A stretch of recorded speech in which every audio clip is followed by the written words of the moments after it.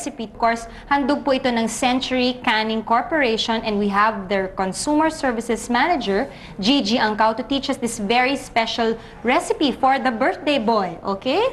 Ito yung tinatawag nating Century Tuna Lomi style. Lomi style. Hindi Yes. tayo gagamit ng Lomi noodles, but what we're going to use is spaghetti home-fried noodles. Yes, correct? Kasi pwede rin gamitin yung home-fried spaghetti in place of Lomi noodles kung wala silang makuhang Lomi noodles. Okay. So, tama-tama, pampahaba ng buhay ang mga noodles na ito, tama-tama sa birthday celebrant. Okay, for our televiewers, ito po ang ating ingredients for Century Tuna Lomi style.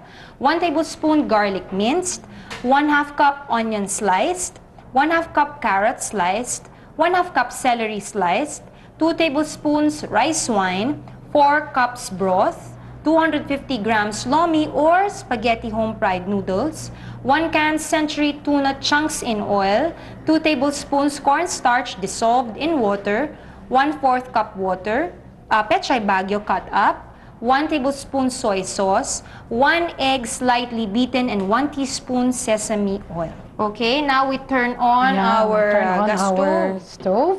Okay, and then Lani, we will heat the oil, no, and saute the other ingredients, no. The oil that we use came from the tuna can. Yes, wow. Ayan. Ito ang ginagamit po natin is Century Tuna chunks in vegetable oil. So we got the oil. We got the oil from the tuna, and then we will heat it up. Namo, nakatipid pa kayo. Healthy pa dahil vegetable oil ang ginagamit vegetable natin. oil. It's pure soya oil, no? And of course, the omega-3 that is in Century Tuna. In the tuna, yes. So, saute lang natin yung ating garlic. Ayan ang ating garlic. Yan. Okay. Would you like to Sige, do I will that? saute. Sige. So pag ma-fragrant na siya, no? Wag yung brown, wag natin hintayin maging brown. Maging brown masyado, no? And then we add in our onions hanggang soft lang siya, no? Okay.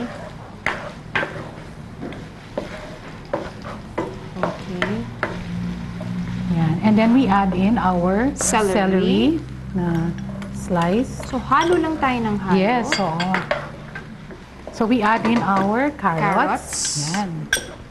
Ang ganda na ng kulay ng celery. Oo. Okay. Yan. And then, meron tayong rice wine or Chinese wine. Ano to? Optional ba itong rice wine? Yes, optional this yan. is optional. Oo, optional yan. And then, lalagay natin yung ating broth. Okay. Actually, yung noodles natin has been pre-cooked already, right? Oo, pinre-cook na natin yan. So, do we wait for this to simmer? Yes, we wait for that to let it simmer and boil, no? And we're going to wait for this to boil, then we'll be putting in the other ingredients after. Yes. So, ayan, kumukulo na. Okay, Lani, we can put in our noodles. Okay. Yes. I'll help you. Sige. Mabigat. Okay. Whoops, sana wag tumalsik. Ayan. There you go. Galing. Okay. Ayan, we're using home-fried spaghetti noodles. Then we will use that later for our ano. And then we add in our tuna. Yan. Okay. I'll mix them together. Together. And then we have our soy sauce. This is the soy sauce. Yes. Ayan. And then yung ating cornstarch. To thicken it, no? A bit. Yan. Paki-stir lang. Okay, stir ka agad kasi magbubuo, right? Magbubuo. It looks delicious. And then we have slightly beaten egg.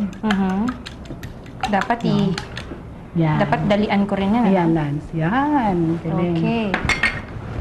And then our Pechay bagyo.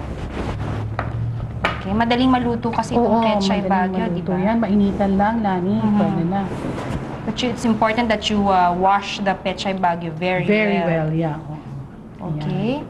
Hindi masyadong dark, no? If you want a little darker, pero makaumalat yung ating na lalagyan pa ng soy sauce. So we add in our sesame oil. And then? Very special flavor. So, and it's done. It's done. Okay. So, ito na po ang ating special recipe for today, ang Century Lomi style. Okay. Thank you very much, Gigi. Thank you very much, Lani. Thank you.